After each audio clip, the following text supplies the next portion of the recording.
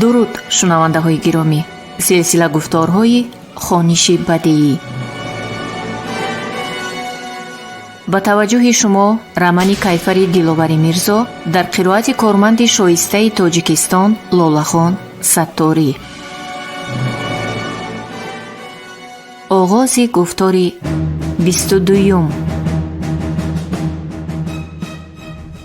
дар ҷойи дигари хотираҳояш дар бораи ғамхориву меҳрубонии Нусратулло Мақсум ҳикоя мекунад Комил Ёрматов. вай ба ёд меояд ки ҳамон солҳо нахустин филмҳо дар киностудияи навтаъсиси тоҷик ба навор гирифта мешуданд. барои иҷрои як симо аз ҷумҳурии Узбекистон актёреро даъват карданд. актёр марди паҳлавонҷӯса буд.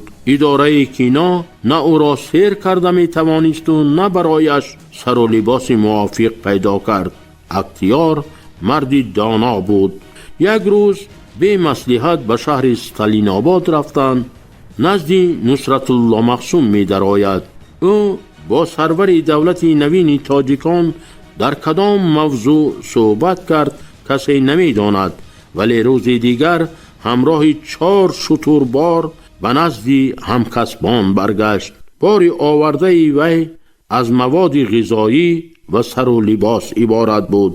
актёр бо ифтихор гуфт ки ҳамаи ин тӯҳфаи раиси кумитаи иҷроияи марказии ҷумҳурии Тоҷикистон Нусратулло Мақсум барои онҳоест ки дар филмбардорӣ иштирок менамоянд.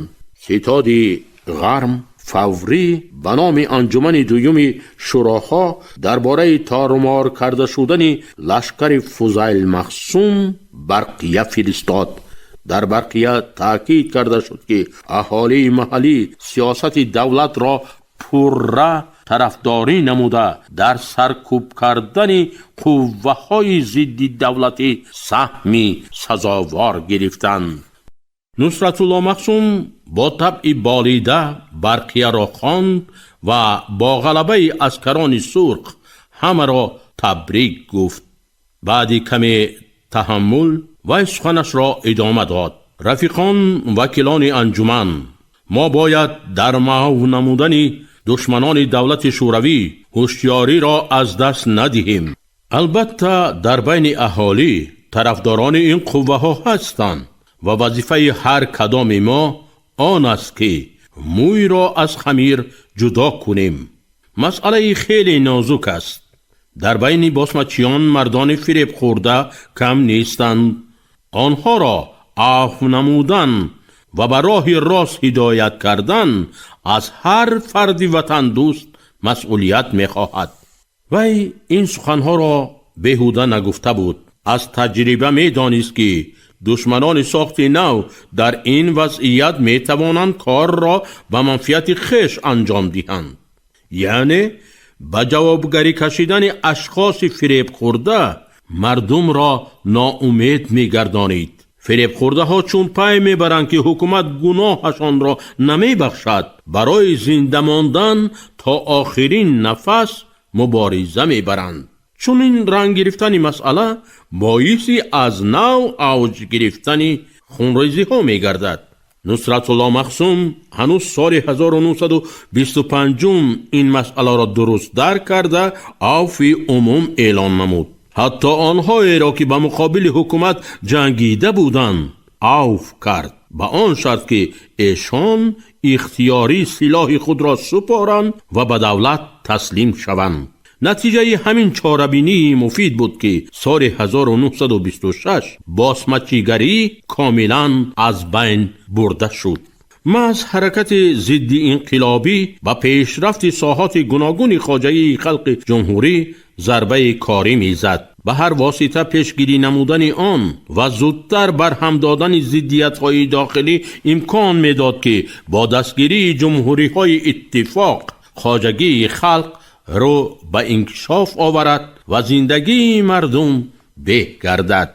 ҳамин буд ки раиси кумитаи инқилобии ҷумҳурии мухтори шӯравии социалистии Тоҷикистон Нусратулло Мақсум ماه می سال 1925 درباره انجمن سیوم شوراهای اتحاد جماهیر شوروی سوسیالیستی در سخنرانیش تأکید کرده بود. خلق تاجیک را که صدها سال تحت فشار ظلم و ستم قرار داشت، حرکت بازمچیگری 5 سال اخیر ضعیف و بیمدار گردانید. وی اکنون همان لحظه را از سر گذرانیده ایستاده است که یاری جدی برادرانه اتحاد در عرصه برقرار کردن خواجگی، بلند برداشتن سطح فرهنگی، بهبود بخشیدن نقلیات و غیره ضرور است.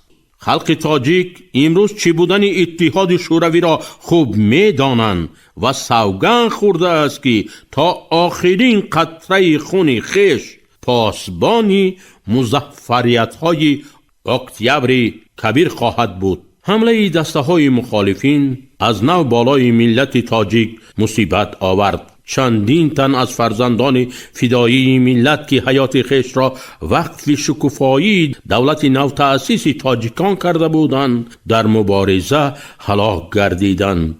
اموال جمعیتی در یک قطار شهر و ناحیه ها به غارت رفت. دیوی دهشت در دل مردم مهنتکش خانه کرد و تخم ترس و هراس را کشتن می‌خواست.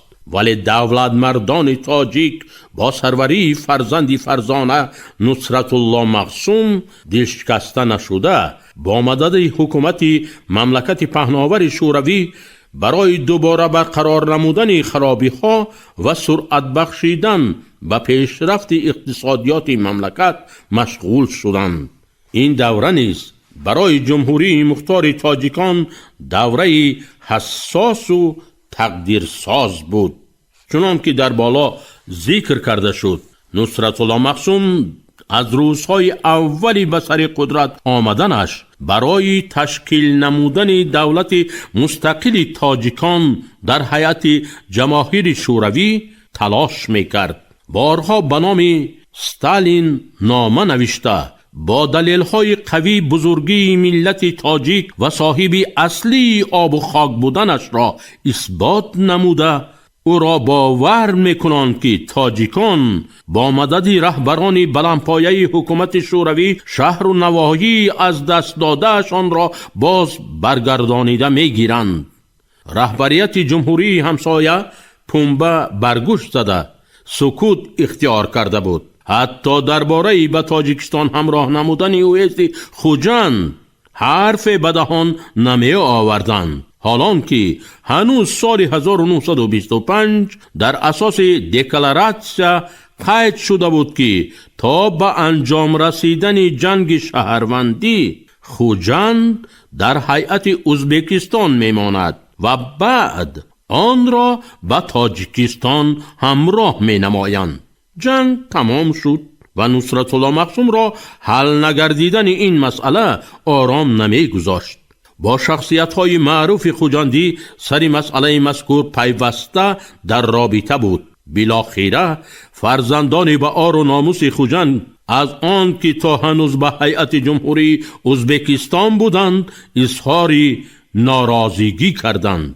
خوجندیانی که با سروری فرزند قهرمان خلق تاجیک تیمور ملیک در مقابل اجنبیان کارنامه ها ایجاد کردند و دوست و دشمن طول قرن ها از آن کارنامه ها گفتند که مدت از اصل خیش جدا با بیگانگان ماندن و بالاخره عنوانی حکومت مرکزی درباره پیوستن به جمهوری مختار تاجیکستان عریضه نوشتند. این عریضه برای آموزش به ازبکستان و تاجیکستان پیشنهاد شد. مسئله در انجمن دوم شوراها محاکمه کرده شد و در انجمن سند درباره به هیئت جمهوری تاجیکستان همراه کردن آکرگی خوجند امضا کرده شد. با امضای سند مذکور تاجیکستان حقوق پیدا کرد که از هیئت جمهوری ازبکستان خارج شده، چون جمهوری مستقل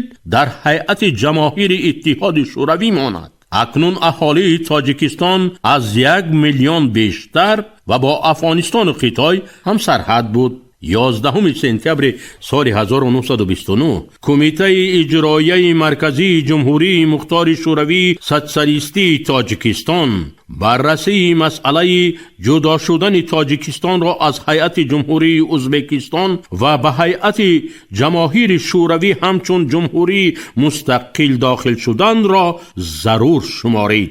با مقصد حل و فصل مسئله مذکور درباره دعوت انجمن فوق العاده شوراهای جمهوری مختار شوروی سوسیالیستی تاجیکستان از 15 اکتبر سال 1929 قرار قبول نمود. در انجمن سیوم شوراها رئیس کمیته اجرایی مرکزی جمهوری مختار شوروی سوسیالیستی تاجیکستان نصرت الله مخزوم با معروضه حساباتی برآمد نمود. وی در سخنرانی خویش با افتخار درباره دستاوردهای مردم کشور سخن نمود. تاجیکستان، گفت نصرت الله مخزوم، تنها سال 1926 جنگ جامعه جنگ زده خویش را طی کند. 3 سال شد که ما در شرایط صلح و آرامی کار میکنیم. کامیابی های در طول 3 سال به دست آورده خلق تاجیک را تاریخ جهان بار اول می‌بیند. مثلا سال 1925 ما در میدان 30,000 هکتار زمین کشت کرده بودیم. سال 1929 زمین های کشت به 675,000 هکتار رسید. امروز زوادهای پخت تازه‌کنی کشور 270,000 پود پخته را کار کرده ایستادند. در طول 3 سال در سابق زمین‌های بیک‌ها و فیادال‌ها 132 خواجگی دست جمعی برپا نمودیم. در سال نو، سال 1929 شماره آنها به 400 عدد رسید. در کاپیراتسیای ما 15 بیمارستان، 300 مکتب بنیاد گردید که آنها منبع تمدن جدید و تجسم حیات نوند. ما به ساختمان راه‌ها بیشتر از 10 میلیون سوم مبلغ گذاشتیم.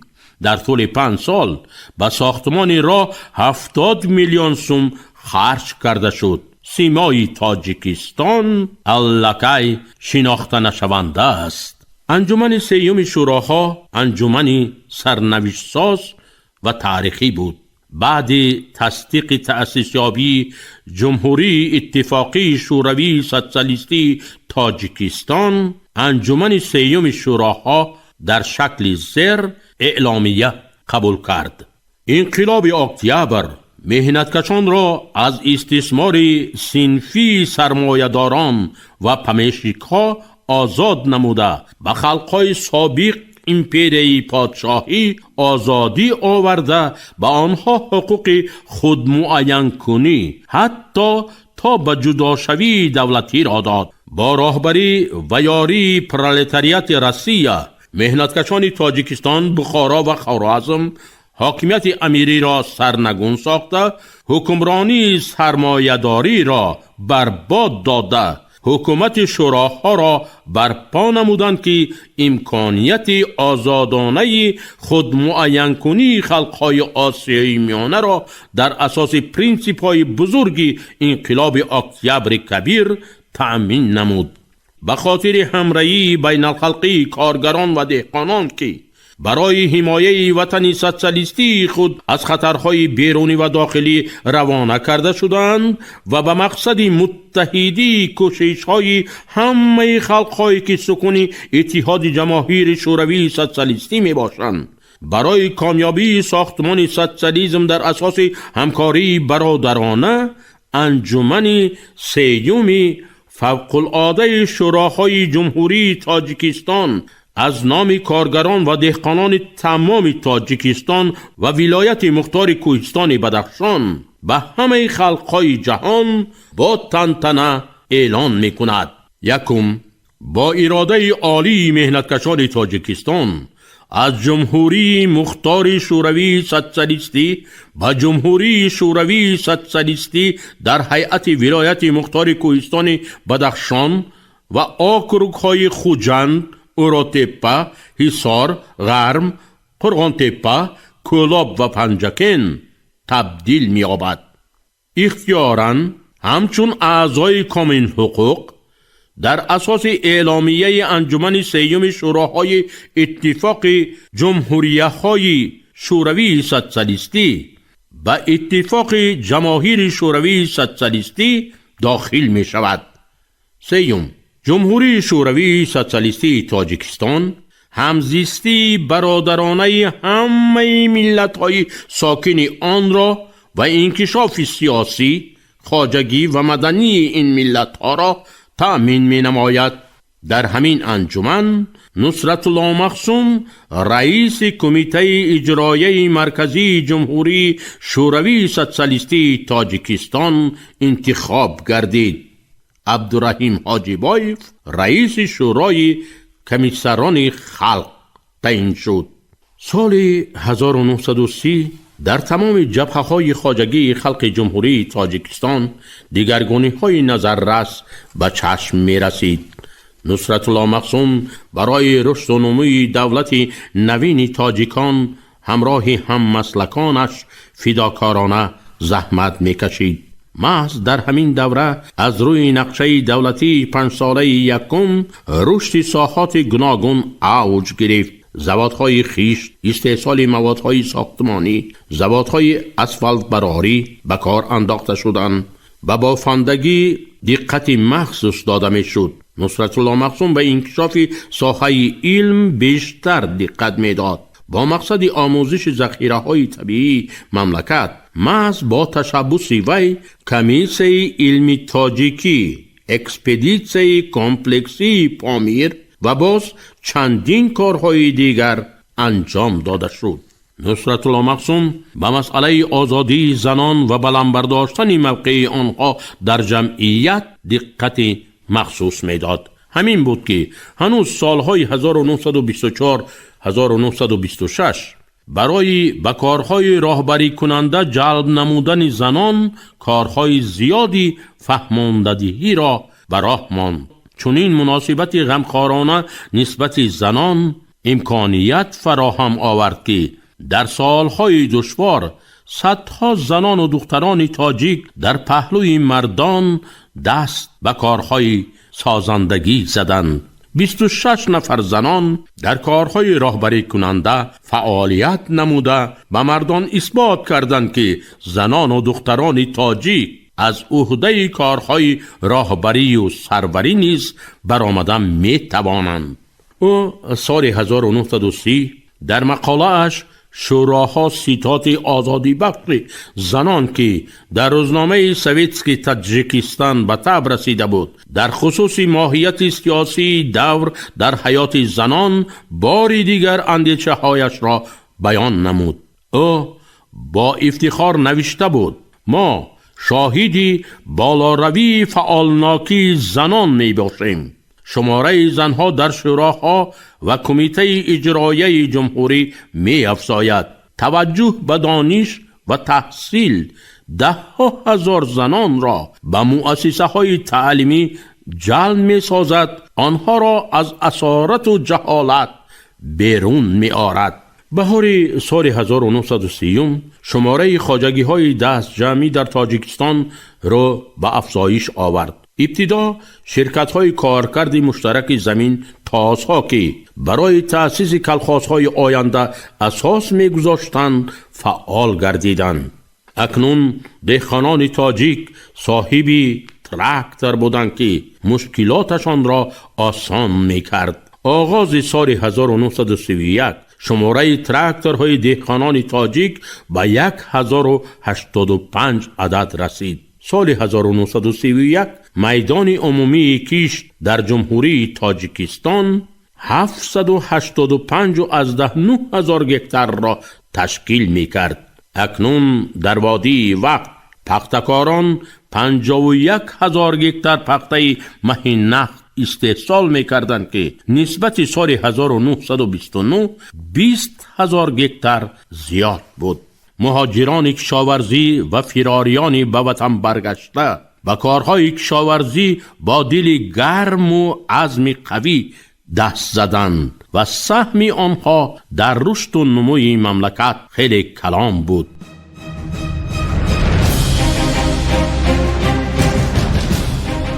шунавандаҳои гиромӣ, шумо рамани кайфари диловари мирзоро дар қироати корманди шоистаи тоҷикистон лолахон Сатторӣ шунидед. муҳаррир Обиҷон Саидзода, коргардон Ануша Хуҷамова. ин гуфтор соли 2024 сабт шудааст.